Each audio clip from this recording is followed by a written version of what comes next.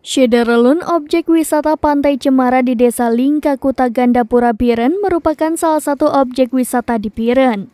Objek wisata tersebut menjadi salah satu pilihan bagi warga Biren maupun luar Biren untuk berlibur. Selain lokasinya dekat yang hanya berjarak 1,5 km arah utara ke Gandapura, lokasi wisata ini juga terjaga kebersihannya.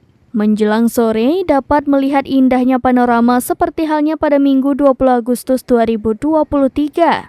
Sinar matahari yang tertutup awan terlihat menarik. Sebagian orang berfoto bersama dan bermain di pantai ini. Selain itu, terdapat sejumlah kios yang menyediakan beragam makanan dan minuman. Deretan pohon cemara yang rimbun menjadi tempat bersantai pengunjung. Hamparan pesisir pantai juga menjadi area tersendiri untuk bersantai. Objek wisata ini dibuka tiap hari kecuali hari Jumat ditutup setengah hari. Menjelang senja, pengunjung pantai Ujung Blang akan disuguhi pemandangan indah melihat pantulan cahaya sinar matahari di ufuk barat. Dari Biren, Yusmadin Idris, serambinews.com.